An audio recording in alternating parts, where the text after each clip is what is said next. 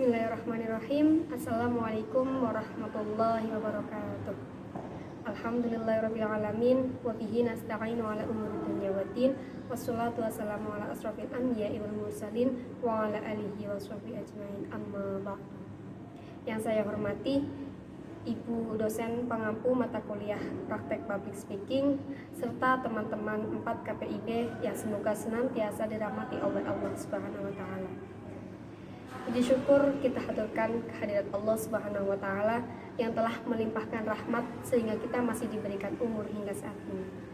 Shalawat dan salam Allah semoga senantiasa tercurahkan kepada beliau junjungan kita Nabi Agung Muhammad sallallahu alaihi wasallam.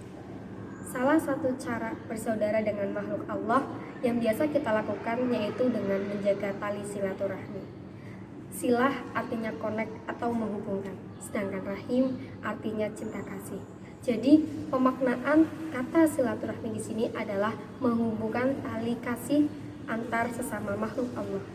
Islam memperkenankan tali silaturahmi bukan hanya sesama umat manusia, bukan hanya sesama umat muslim pula, tapi dengan semua makhluk Allah kita diperintahkan untuk menjaga tali silaturahim atau ukhuwah.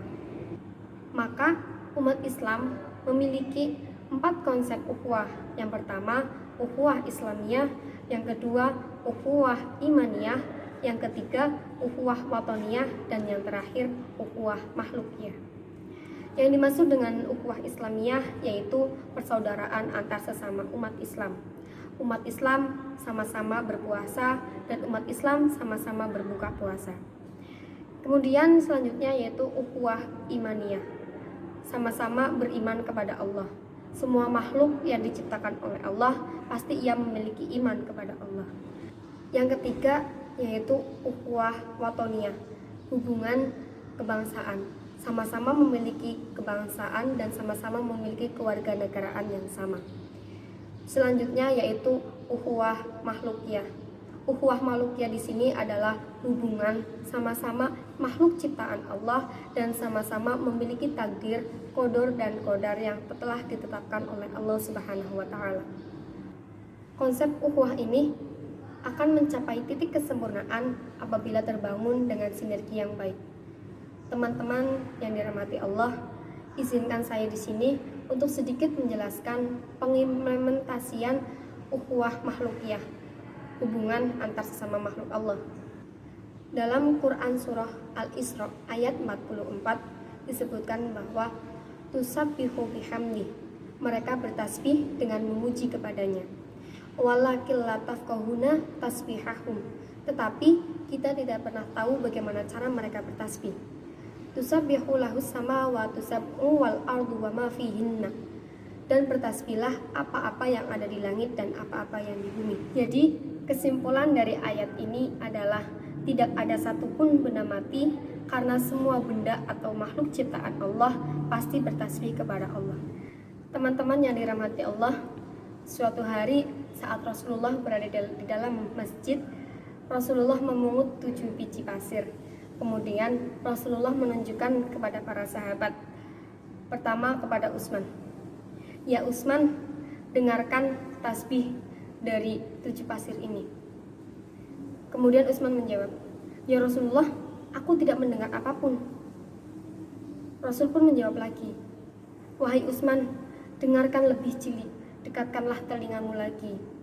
Kemudian Utsman tercengang, Utsman kaget. Subhanallah ya Rasulullah, benar katamu, mereka bertasbih seakan seperti lebah yang tengah bertebaran keluar dari sarangnya. Kemudian Rasulullah menunjukkan kepada Ali, menunjukkan kepada Umar, dan menunjukkan kepada Abu Bakar. Kemudian disebutkan dalam hadis lain, pada suatu pagi Rasulullah sedang berjamaah dengan seorang nenek. Namun saat Rasulullah berdoa, banyak sekali yang mengaminkan doa Rasulullah. Nenek pun bertanya kepada Rasulullah, wahai Rasulullah, yang berada di dalam masjid ini hanya aku dan engkau.